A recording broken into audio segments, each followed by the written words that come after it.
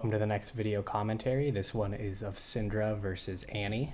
In this matchup I went Summoner Aerie. I am going to try to poke Annie out of lane. I heavily outrange her. You have to tether pretty well to try to keep that distance between you and her. Just stay slightly outside of Annie's range and try to use your Q and maybe an auto when she goes to Q auto the minions.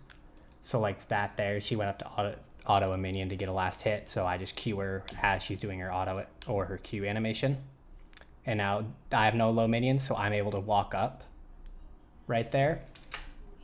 Because if you look, this minion's getting low for me, so Annie's gonna wanna walk up to try to get this minion. So since there's nothing here for me to last hit, I'm able to just walk up, throw a Q, and then auto. Right? And I get a free Q auto, get a little bit more poke. And I'm gonna keep slow pushing this first wave. Now it's on to the second wave. Ideally, I'll crash the third one, be able to go get a ward here. My jungler already popped a ward here, so I don't have to use mine, so I'm gonna have constant vision of the enemy Diana. But I'm slow pushing this, trying to zone her from as much farm as possible, trying to position aggressively around here, so that way she can't step up. And if she does step up, I just take a very aggressive trade like that. And now, the reason I kept going on that trade was she already used her spells and mine were coming back up off cooldown, so I was able to keep going. And now I'm going to just focus on last hitting. We saw Diana here, so I should ideally be hovering this side, to be honest. I don't like that I'm hovering here, but Diana doesn't really have a way to gank me from there. If this was a Rek'Sai or a Shaco, I'd be a lot more careful here. So I just go for a Q, and I should auto the minion too. I'm not sure if I got it or not. I should be very careful walking here, but I'm not too concerned against the Diana. She has pretty bad early ganks, to be honest. But again, I'm positioning very aggressively up here just outside of tower range. So that way, if I get a Q on her, I just walk right back out and I don't take damage. And she goes for some minions, so I get a nice QEW auto on her. I take one tower shot, but she took a lot more damage from it than I did. And here she's going to look to reset soon, so I want to pressure her and force her to be unable to reset. If I play very aggressive and push it fast, she can't reset. My jungler is over here, top crab, so I want to hover up towards this side. I also have my ward here, so I feel a lot more comfortable leaning towards top side. And Diana's most likely gone this path and then back up around to get bot crab.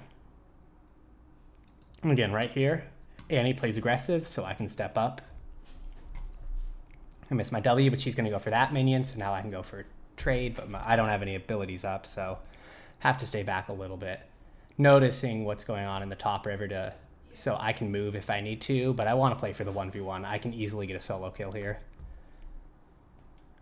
We know that Diana's bot, like I said earlier, and here I just get a free solo kill. So if we go back and look at that, so what happens is Annie's going to go for this minion when it gets low, so I step up, play very aggressive, QE, W, auto ignite, and just finishes her off. Then I push this wave in, and then I look to get a reset. Okay, and coming back into lane, we're able to catch all of these minions. I missed only one minion for that reset, which is really, really good, considering she missed probably half a wave, at least. And now I have level 6. I'm going to try to keep this frozen here, because now there's nothing Annie can do. I just want to tell my back lane, hey, be careful, exclamation point. Diana probably could be here. Annie could also be going there because I have a good freeze here. If Annie walks up, right? So if Annie walks up here, I can just have a Q on the ground here. I can E into it, stun her, Q, auto, 5 or 6 ball ult, W, one of them. I don't have ignite, but I either kill her or I get a very large chunk and she needs to reset. So there's nothing she can do to step up to get this wave. She needs Diana to come and help. And Rammus is here, so if Diana does come, or rather Annie, if Annie does come, Rammus can just come in from the bot lane or bot side and just follow up on my E and we just kill. But this freeze is really good because there's nothing else really going on the map. And it's still fairly early in the game. I outrange Annie, so there's nothing she could do. I feel a little unsafe going for plates right now, so that's why I opt to freeze. And I miss all that bit of farm there, which is a bummer, but now I'm playing around my E-ball there. I unfortunately miss, but I still get a good chunk. But that's just a little unlucky. And I'm also telling my jungler, hey, we could dive. So I just get a good stun. I just ult and we kill. I don't even need to Q before my ult to get an extra ball to get a little more damage because she's just so low and she has no flash. And now I can push this in and get a plate before I reset here because Diana's top. Coming back into the lane. The wave is in an even state, roughly pushing toward me, but I'm happy to get prio here. I don't mind. I have a fairly decent vision here. I want to create as much pressure as possible for my bot in my top lane since I'm winning very convincingly. I'm going to look to get a Q, a little bit of poke, and if I get one Q on her, I can kill her with a 6-ball ult easily. So I'm just going to position around that ball to try to get an E off if possible. I unfortunately miss my stun, so it's a little unfortunate. Diana's here, so again, I was hovering towards top side because I had this ward. So that since I was hovering towards the top side of the lane, Diana came from bot side, but I was able to avoid the gank because I knew that's where she was, right? And now we know Diana went here, so I'm just going to hover bot side now. I'm going to be a little bit afraid of a dive just because Diana could just come behind. And Annie goes for an all-in here, which I find a little bit strange. She doesn't have the damage to kill me. Unfortunately, I missed my Q there, or else I would have killed her most likely, or she would have lived with just a little bit of health.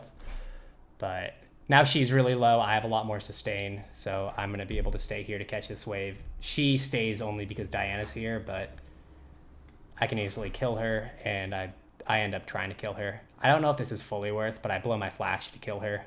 I'm not sure if it's worth my flash to kill her at that point. But now here I notice there's a fight going on in the river and I want to join this. We do have a numbers advantage, but we don't have my ultimate, so I need to play kind of slow and smart.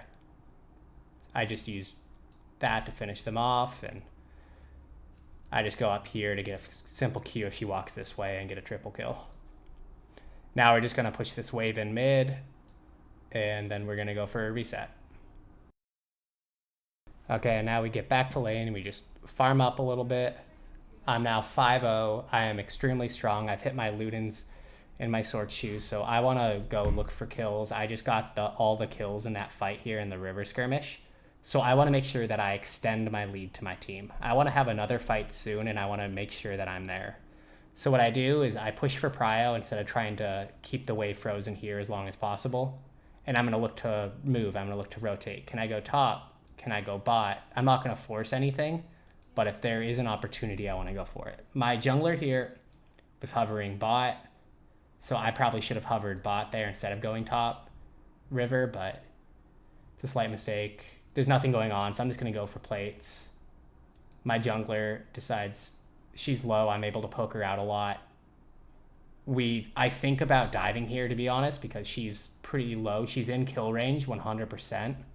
However, I decide not to dive because she's low and easy to kill, but I find it more value to go to the team fight, and I want to make sure I have my ult for this. Because I have my ult for this fight, I'm able to show up, ult Diana, get a kill. Now I can go for the Janna rather, and I can get another kill. And I sack this wave mid for that, but that's not a big deal. I also could have just walked back and caught it.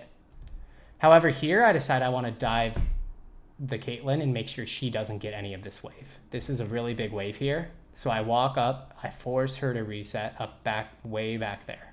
She misses all of that, and my bot lane is getting plates. Meanwhile, Annie could have been getting plates here. I wish my jungler came with me. It's not a big deal though. And right here, my goal is that their bot lane or their jungler are going to come here to try to catch this big wave that's coming in, prevent them from getting plates. And this is pinked. They don't know I'm here.